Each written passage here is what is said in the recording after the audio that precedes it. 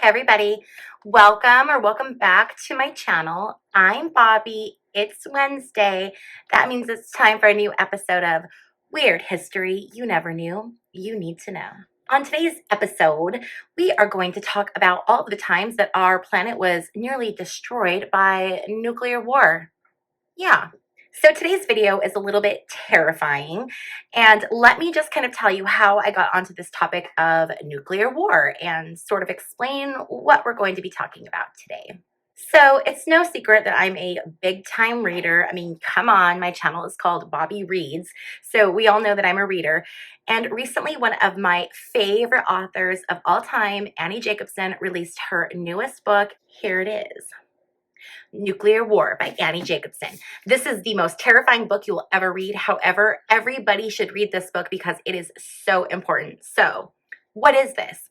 Well, Annie Jacobsen she does long format journalism. So she's a journalist. She's got her start doing newspaper articles and magazine articles. And she is a very well-known investigative journalist who focuses primarily on the U.S. and U.S. secrets in relations to things like the CIA and FBI and things like that. In her newest book, though, she does something a little different. She does a scenario of what a nuclear war would look like. And in this scenario, she looks at it from the perspective of Korea launching a nuclear weapon. And she goes minute by minute, second by second through exactly what would happen. And I think the most terrifying thing to me that I learned in reading this book is that from the moment of launch from another country, so we can detect immediately if something has been launched. So from the moment of launch until complete planetary destruction, essentially, is 72 minutes. Reading this book, it made me really wonder if people understand what a nuclear bomb explosion would be like today in 2024. I know that we've seen old videos of Hiroshima and Nagasaki, but I don't know if people really understand that those atomic bombs were so much smaller than what we have now in the arsenal. We have these hydrogen super bombs, and they are incredibly destructive. So let's look at the differences between the original atom bombs that we saw dropped during World War II and the super bombs that we have today. So the two atomic bombs that were dropped at the end of World War II, the first one was on Hiroshima, and that one was called Little Boy. And then 3 days later, the larger of the two was dropped on Nagasaki, and that was known as Fat Man. Those two bombs, those two explosions that you have seen, I'm sure, in old footage, are considered low yield in comparison to the bombs that we have now. So what does that mean? So Little Boy would be equivalent to a 15 kiloton explosion of dynamite, okay? And Fat Man would have been about a 20 kiloton explosion if you were to equate it into dynamite. The hydrogen bombs that we have now, they are an equivalent of at least 100 kilotons of dynamite. So that is 8 times bigger than what we saw in Nagasaki. That is terrifying. The temperature inside of a nuclear blast when it happens is 180 million degrees Fahrenheit. 180 million degrees. That is 4 to 5 times hotter than the center of the sun. There is no surviving that. So to put this into perspective, if one nuclear bomb was detonated above New York City, it would kill about 583,160 people. That's just one. Now, how many nuclear weapons do we have? Well, the US alone has 5,224 nuclear weapons. Russia has us beat at 5,889 nuclear weapons. There are over 13,000 nuclear weapons on our planet today. That is enough to destroy the planet over and over and over again. Really, we would only need a couple of these bombs to explode, and it would be a life ender. it's so scary what people don't realize, the power of these bombs. And so let's talk a little bit about nuclear policy here in the US and what this would look like, because I don't think very many of us think out. Like, I think of, okay, well, if somebody launched a nuclear weapon, it would be like one nuclear weapon, right? So if someone launched a nuclear weapon on, let's say, the US, well, what are we going to do? Well, this book breaks it down and it gives exactly what happens. And Annie does a really good job. She cites all of her sources. She has interviewed tons and tons of people, former Secretary of Defense, FEMA, you name it. She has interviewed these people. And so what would really happen is if the US detected a launch of an intercontinental ballistic missile, or ICBM for short, they can detect the launch of one of these within seconds of the engines firing up. We have a satellite system that we use. It's called the SIBR system. It's not the most reliable system either. It has gone off before when there have been seagulls flying.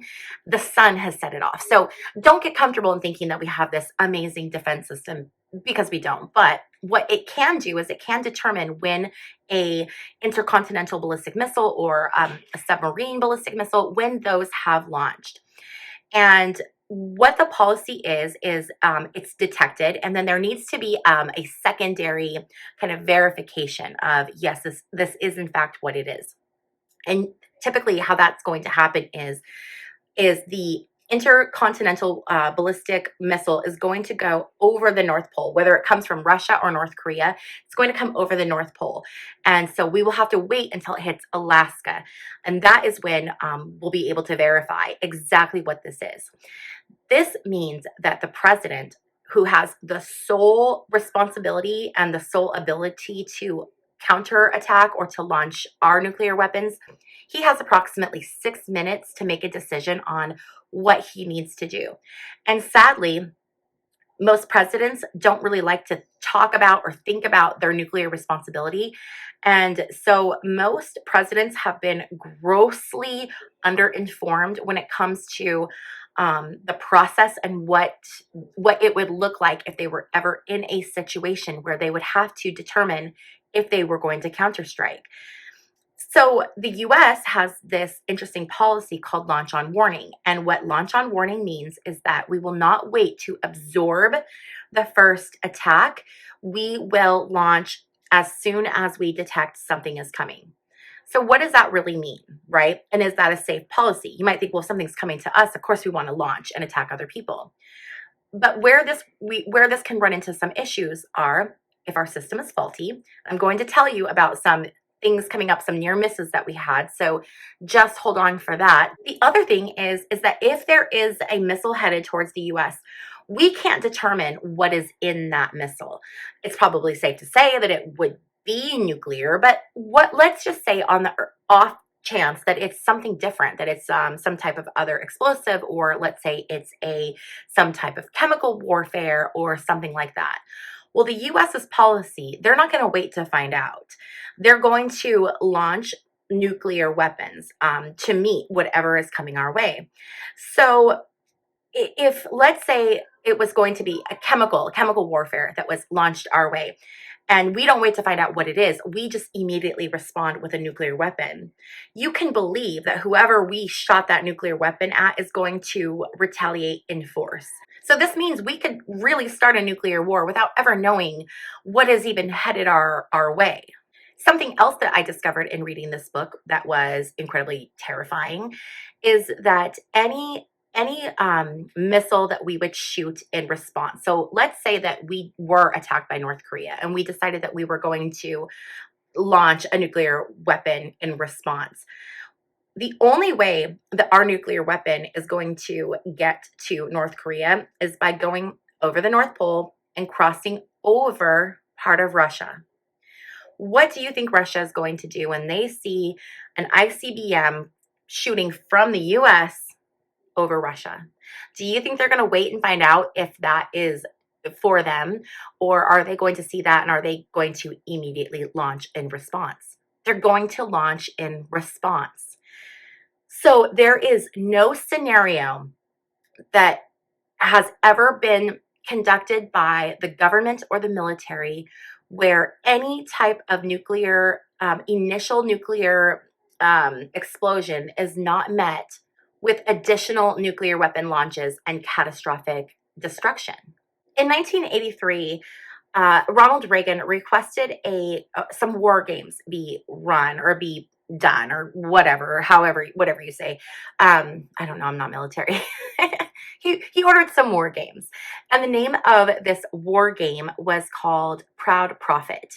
And what Reagan had the military do is run a bunch of different scenarios in which we are attacked by Russia, China, North Korea. We do a first strike against them. Someone uses a tactical nuclear weapon. So we've heard Vladimir Putin talking about using tactical nuclear weapons in Ukraine, which would be terrible because even tactical nuclear weapons lead to this nuclear armageddon that we're talking about. And so that is where, when we heard Ronald Reagan and Mikhail Gorbachev talk about how nuclear war is a war that will never be won and should never be waged, and Khrushchev talked about nuclear war, the living would envy the dead. I mean, you guys, it is terrible. And if you want to know more, I'm not going to go into all of like the disgusting details of what would happen, but there's no surviving this. If you do survive, you don't want to survive. You want to just die in the initial blast. This would be something that would take humanity back to the Stone Age. And I don't care how much prepping you've done. If a nuclear bomb explodes above your bunker and it explodes and it has that 180 million degrees, you're going to bake inside of your bunker. So no amount of prepping is going to save you. And that's really terrifying. And it will happen so fast. It will happen 72 minutes. That's it. That's all the time you have. Okay, so let's say that a nuclear weapon is launched at the US and it explodes. Who is going to save you? Well, it's not going to be FEMA. Former FEMA director Craig Fugate talks about what FEMA can do during a nuclear war. And what FEMA does is population protection. That's their job. So when things come in, like hurricanes or fires or whatever, FEMA comes in and they're there to save as many people as they can. But even FEMA will say that there is no population protection plan for a nuclear war because there's no population to protect. And essentially, you're going to be on your own to, quote, self-survive. More than 5 billion people will die in a nuclear explosion, a minimum. And that's going to be people who die immediately from the blast, people who die from radiation poisoning, which is a terrible way to go, people who die in fires, in the high winds. There's going to be nuclear winter, and it's going to cover the globe. It is going to get incredibly cold, and there will be no food supply, and people will starve. The people who've lived will starve to death. It's very, very bleak and scary and frightening. The thing, though, that I think is the most disturbing about this is that no one will know what happened because it's going to happen so fast that there's not going to be time to tell people, warn people, explain what's happening, because this whole thing is going to happen so fast. So there's a good possibility that all this could happen, the world could end, and you would have no idea who it was that even attacked the US or who we attacked. We would probably never know. You might be saying to yourself, though, but Bobbie, wait, we have interceptors. There's interceptors that can intercept these weapons, and we're going to be fine. What are you talking about? So remember how we talked about there were 13,000 nuclear weapons in the world, and over 5,000 of those were in Russia alone. Another 30 are in North Korea. Well, as far as interceptors go, we have 44. That's it. We have 44. 40 of them are stationed in Alaska, and 4 of them are off the coast of California. Something a little scary about our interceptor program is that it has very abysmal success rates. It had lower than a 50% success rate. And the military decided that they were no longer going to put money or R&D into this program because it was not working. They were going to focus their efforts on something else, a different idea. But that has not come to fruition. So we have our 44 interceptors that have a less than 50% accuracy rate. So let's say that 22 of them work. We'll give it the benefit of the doubt and say 50% of our interceptors work. That's 22 interceptors. 22 interceptors is not going to do anything when Russia can launch 1,500 1 megaton nuclear weapons just like that from silos. It's just, there's no defense. So if you're thinking like that the government or the military has got our backs and we're going to be okay, that is not true. That is not true. And you can't think that way, because if you do, then you're going to be really, really caught off guard if this ever happens.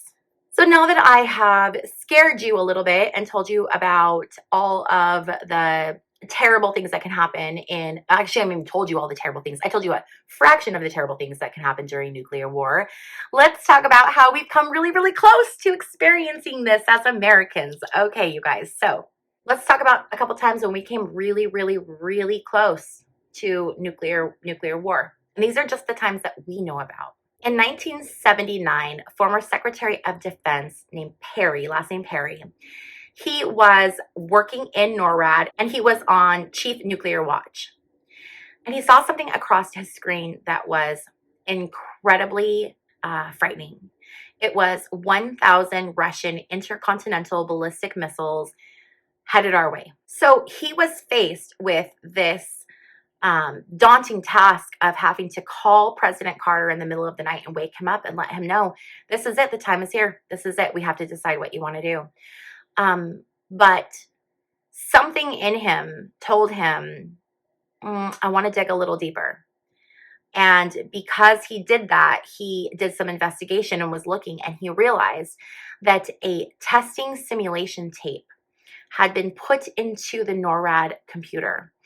And that is what he was seeing. He was not seeing an actual nuclear attack. He was seeing a simulation that had been on a video cassette. What would have happened if he wouldn't have taken that moment to think clearly and make sure, validate that what he was seeing was in fact real? Would he have called the president, and would the president have decided to launch and there was no attack? Another book I read in preparation for this video was called Doomsday Delayed, and this was by John H. Rubel. And this is a very short book, but it was written by this man who was part of the original PSYOP plan, which was a strategic plan for nuclear weapons. And on his deathbed, he felt guilty, and he wrote this book because he wanted to share with people the reality of what is happening with our nuclear weapons. This book was written in 2008, so this isn't a super old book, but he talks about a scenario in 1960 when he was called in to be a part of this meeting where they would develop a plan that would be a preemptive nuclear strike on Russia. And there were all of these people in the room, and all of them are talking about it. And they're talking about what they would do. This was in the spring of 1960. This was ordered by President Eisenhower at the urging of the Secretary of Defense, Tom Gates. He was urged to put together this plan.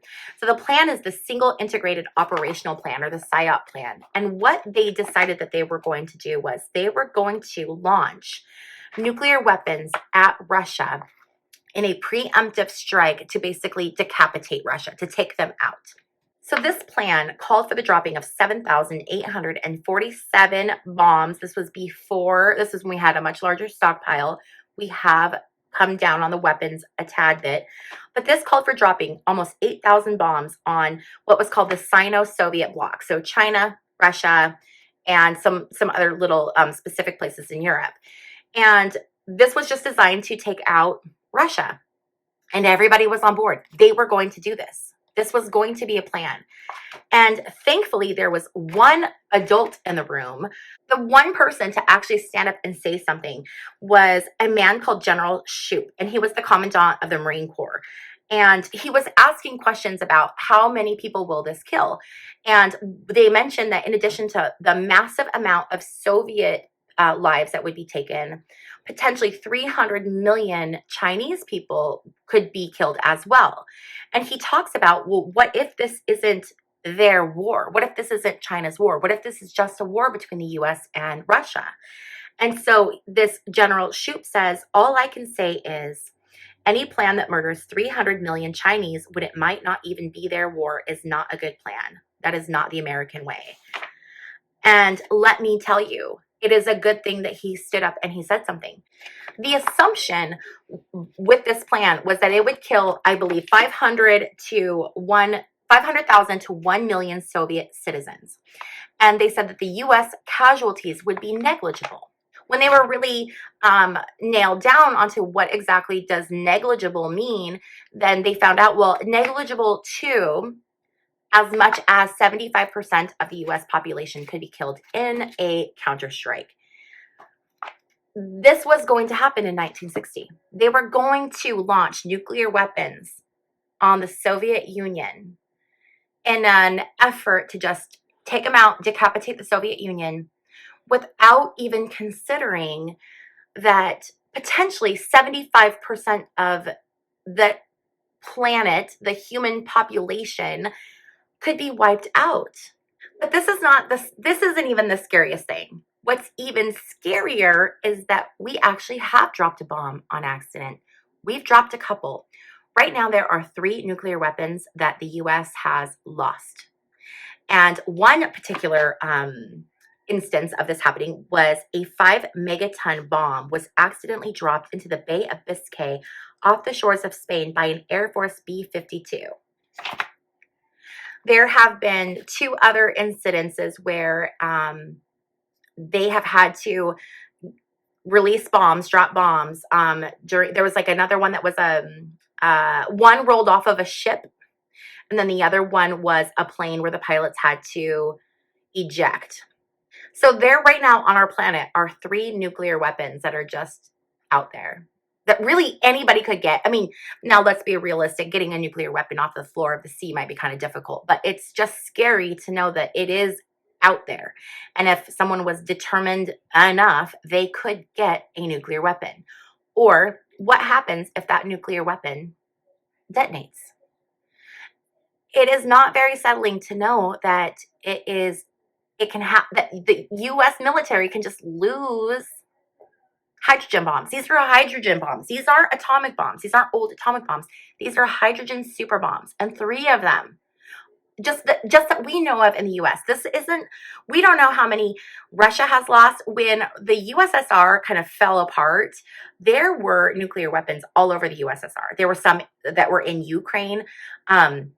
And there were some that were found in storage lockers, and they were sold. So these countries that had recently gained their independence, like Lithuania and those smaller countries, they were finding these storage units of weapons, of Soviet weapons, and these nations were struggling because they were recently free from the Soviet bloc, and so they were selling off these weapons. That's how North Korea got their technology for their bombs they purchased them from these Soviet stockpiles. One final little thought that I want to leave you with before I wrap this video up is how the government, all of the governments in the world, think that we can prevent a nuclear war. And that prevention strategy is called deterrence. And it works by, if all of these different people have nuclear weapons, then people aren't going to shoot them off because they know that someone will retaliate. Well, that only works until it doesn't. Right? And it takes one crazy nihilistic leader to just pop off and launch a nuclear weapon. And then all bets are off. And part of the strategy of this deterrence is this idea called MAD, which is mutual assured destruction. This is a term that all governments use. And it's an understanding that if anyone uses a nuclear weapon, then, and someone, people are going to fight back, and it's going to be mutual assured destruction. Okay, so that doesn't mean mutual assured destruction for everyone who doesn't live in the US. It includes us. We're part of that. So that is a really, really scary thing. And I think a lot of people get very comfortable because we don't really talk about nuclear weapons all that much. But the fact is that they are here. They are not going anywhere, unfortunately. And people need to be aware of the policies regarding these. And when you're voting, what do you believe in? Do you believe in disarmament? If you do, then you need to really look at politicians who back that. And even that's not enough, because Obama, when he got into office, he said that he was going to get rid of the launch on warning policy, and that never happened. And I believe Bush did as well. I believe Bush, not HW, but the other one, the second Bush, he said the same thing, and it never happened. So I don't know, but I think people need to know, and I think people need to understand the threat that we are up against. And this isn't just a threat of people in the US. This is a threat. This is a global threat. This threatens every single human on the planet. And yeah, I really don't know. I make these videos because I feel like so many people don't understand our history. And if you don't understand our history, then you're not going to understand our future, where we're going. And I think it's really important for people to know how many near misses we've had and just what an actual nuclear war would look like, so that we can potentially do something to prevent this from happening. If you like this terrifying video, please be sure to give it a thumbs up on your way out. It lets me know that you like this kind of content, and it kind of tells me what new videos to make or what to make more of. If you have not already subscribed, please be sure to subscribe and hit that notification bell. That way you are notified every time I upload new content. And thank you so much for hanging out with me, and I'll see you guys in my next video. Bye.